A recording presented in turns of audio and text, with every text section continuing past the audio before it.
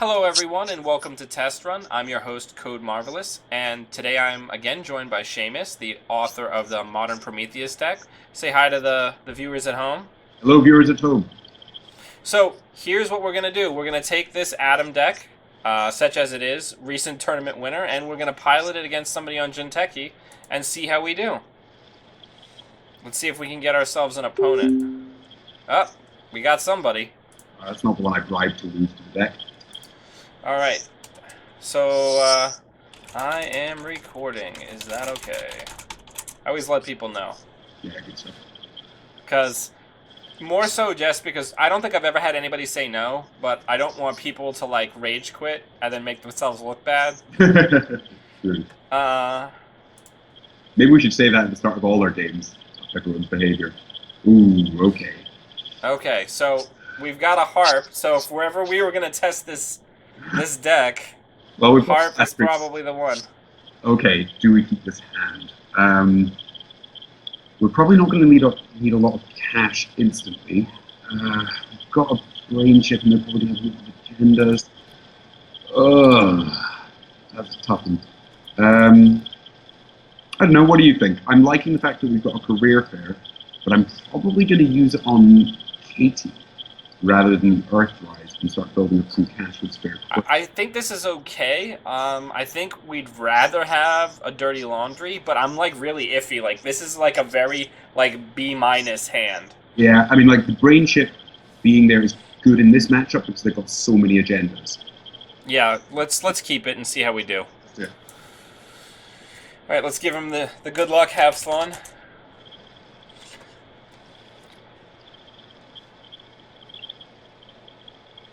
I'm excited. I love playing this deck. I've been playing it non-stop since we talked on Sunday. Uh-oh. No, this is okay. So, how much have you played against Harp?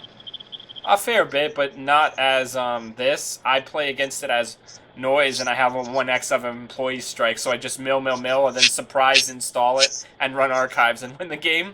Fair enough. Right, so what we want to do here, because I imagine two of those will be agenda. We're going to run a remote until we hit an agenda. Alright, so let's pick one. I don't know why lately the directives have been moving around on Jinteki. Yeah, I noticed that. That's new. I don't think that was happening last time I had it. So I want to do server 1, just based entirely on instinct.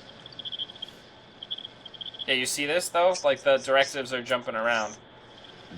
Alright, so we were forced to trash a franchise city. Okay, let's run server 2.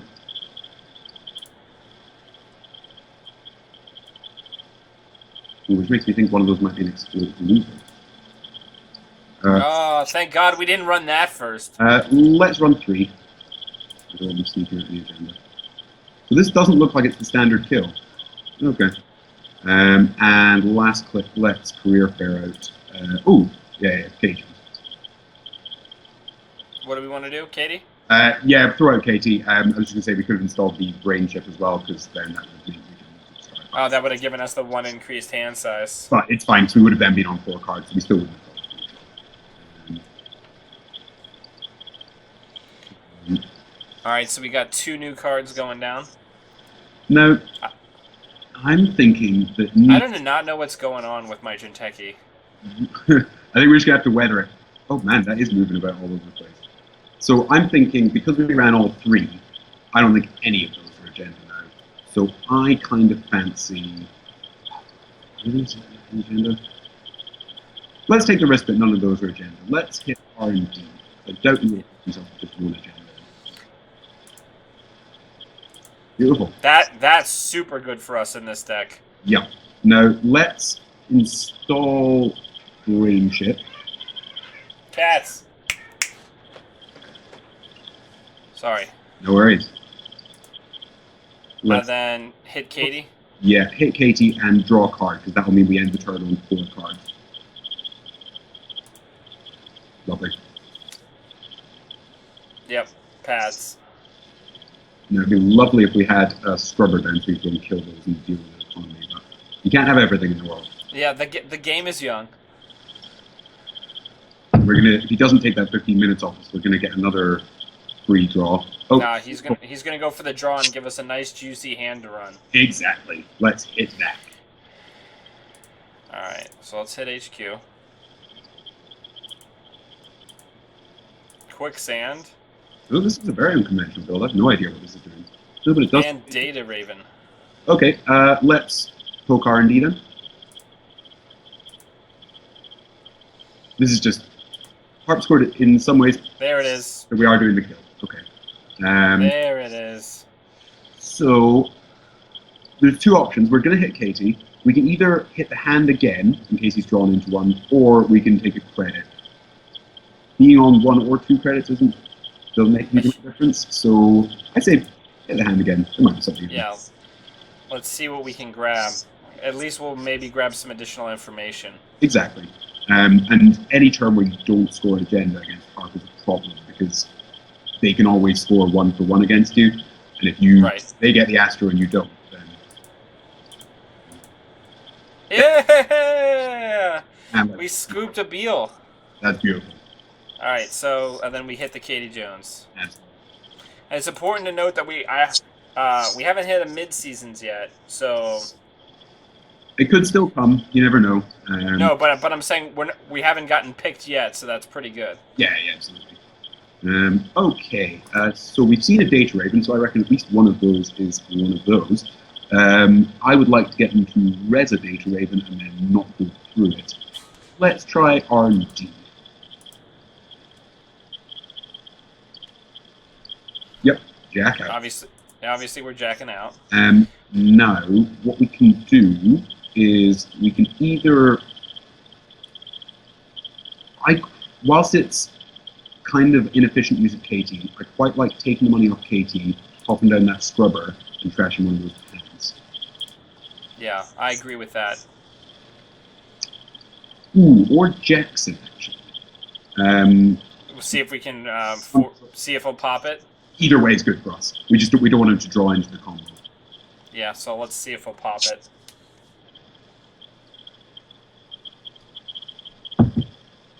Oh, so we got to save some money. Good stuff. Probably could have not installed the scrubber then, but you never know with these things. Right, but maybe that threat of us getting it so cheaply is why he popped it. Yeah, no, it's not a bad play. Potentially could have got stuff for free, and if you can get stuff for free in Netrunner, that's always good. I always just love that we're like, how many turns in? It's turn 4, and we've already got memory units of 8 and hand size of 7. Yep. So do we oh no, that card's still been the same one on the board. So do we check HQ? I think there's a reasonable chance that that's a news team since it's not done anything. Could be a Sand, but let's not hit a news team. Yeah, let's prod HQ. No, he didn't install anything new. That card's been on the board for a while. Yeah, so because it's not been rezzed or done anything, I don't think it's an agenda. Ooh, although we did install the Franchise City. Yes, click through that. That feels so good.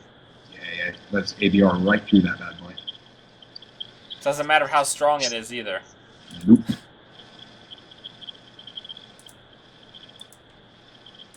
Ooh. Ah, that's gonna start getting bad.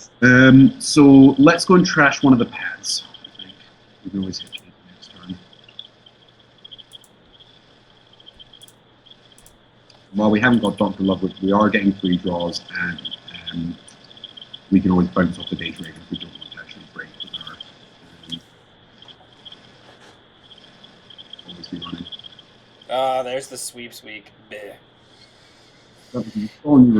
Sweeps. So I think there's a reasonable chance that that's an agenda and he's going to mid-seasons. The question is, do we care about getting mid-season?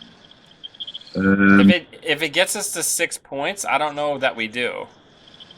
Yeah, that's the tricky thing, because if it's a 1-pointer, we kind of don't care if he scores it, or if they score it, I should say.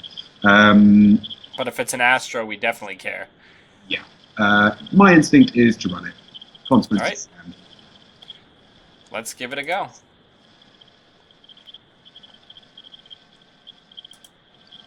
No, that's fine. We've got to trash it because of stuff. We have to trash it though. That's fine. All right. Hit some Katie. Yeah, and we don't want to draw because we're going to get a free draw anyway, so just take a couple of credits. And this is wild, man. My moving rig. Yeah. I might just, after this one, I'll clear the cookies for Jinteki, see if that helps. Uh-oh. There's the first... Okay, so now we're on a hunt for the other news team. Okay. Well, the thing is as well, once we get another agenda point, we're at 8 hand size. So do we think it's worth popping HQ? I think, yeah, let's run HQ.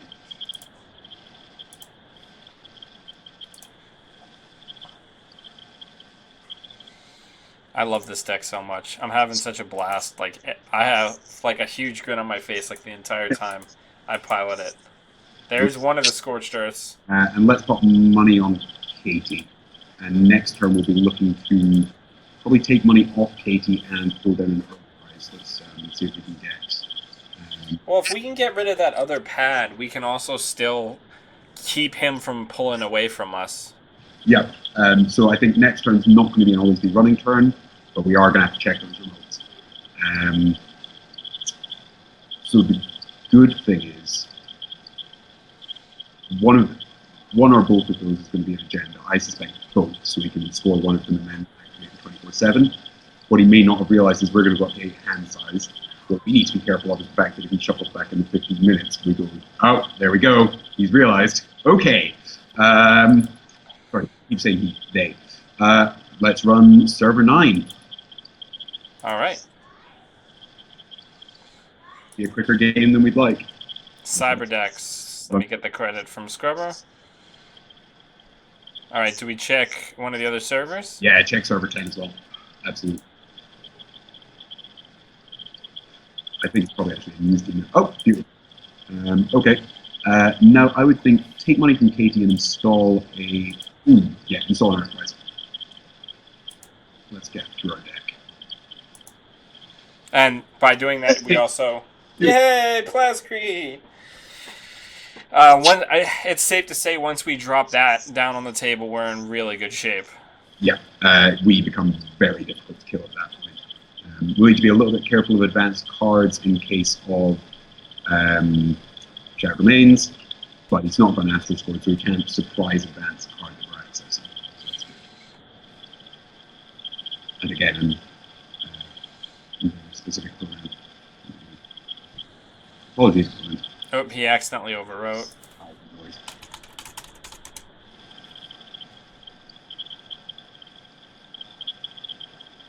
Easily done.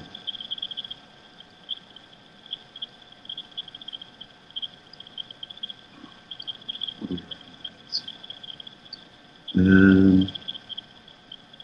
we'll see what Earthrise gives. Or was that another install there? Oh, that's bad. No, he was taking back the pad. So do we check this server? Okay, so what have we got? We've got Sure Gamble, which is nice. So I think the crucial thing with that server is, I imagine if we were to run it, it'll probably be a beta. Then the question becomes, is it a quantum predictive model, which we will score for our opponent, or is it a bluff, and in fact a Astro or some other agenda? I've not really got a feel for... I think we run it, and if he doesn't res the ice, I think we jack out because it's probably a Sand. Well, if we hit a Sand... Then we can't sure gamble. To be honest, though, I'd kind of like to deprive them of a Sand anyway, and we've got some stuff in our hand we can throw away.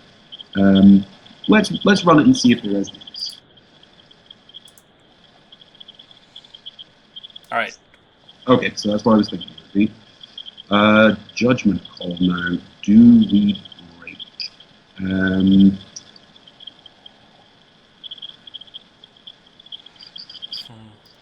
We've got a pretty good lead here. I think we can hedge, drop Plascrete, and then just have control of the late game.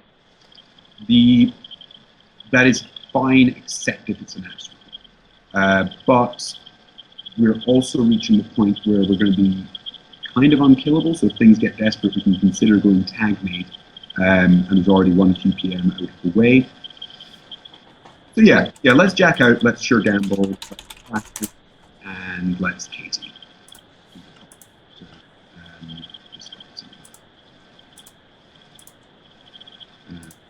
Good. Let's see.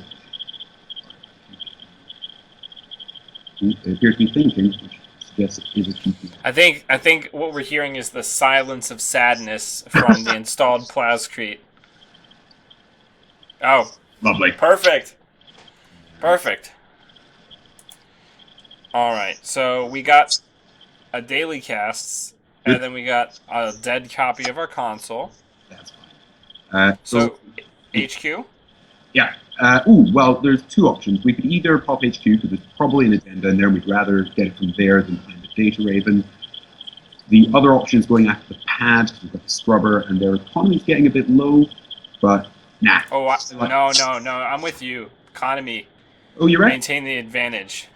I just don't think the mid-seasons is all that relevant now. But it's the ability for them to score.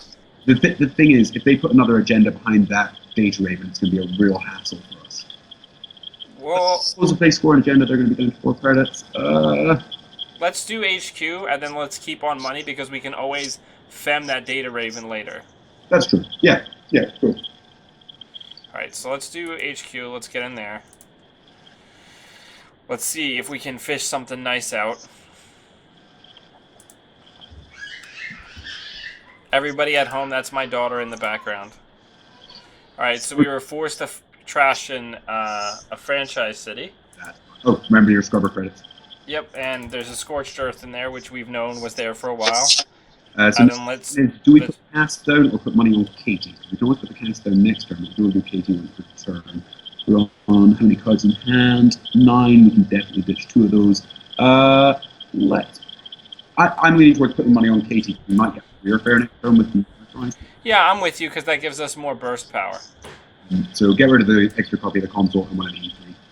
We won't serve the E3 this game, I wouldn't imagine, but we definitely don't need 2 of them. Yeah, that's what I was actually thinking when we started. I'm like, NBN Heart doesn't really play multiple copies of the, or doesn't run a lot of multi-subroutine ice. It's more about gear check. You might see, like, anything if you mix up the ice a bit. Which they clearly have with Quicksand.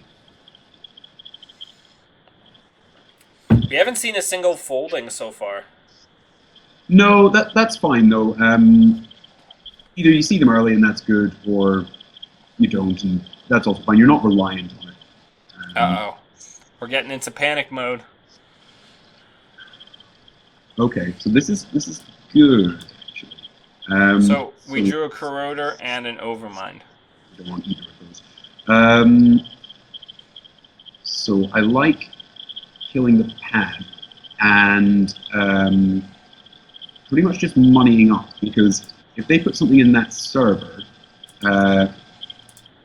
what I would suggest doing is just stim. So I'm going to put money on Katie. Yeah. And then drop the daily casts. Yeah, perfect. And take credit. And then we got to ditch something. I'm leaning towards the E3. I don't think we're going to need Lovegood either, but yeah. If we drop an Overmind, we don't need the E3 to support it anyway. Well, if they don't install anything this turn, we're going for HQ. Yeah. Definitely. They're digging. They want that Astro because they know that the Astro chain is their only chance of scoring out now. Yeah.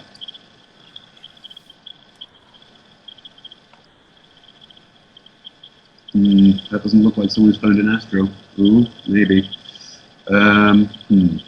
So what we can do is we can stim hack that server, which will mean we can pay through the trade to the data raven, probably. Or they go totally broke for the ability to give us 1 tag at random. I mean, it's not ideal, but we can live with it. Do we think that is a quantum predictor? I kind of don't. But then they drew a lot, and we could just it would be a real bummer for them to have an Astro. What are you thinking? Yeah, I mean, it's a tough call. I'm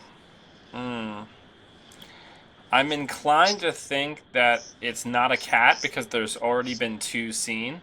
Yeah. So I say we stim hack the remote.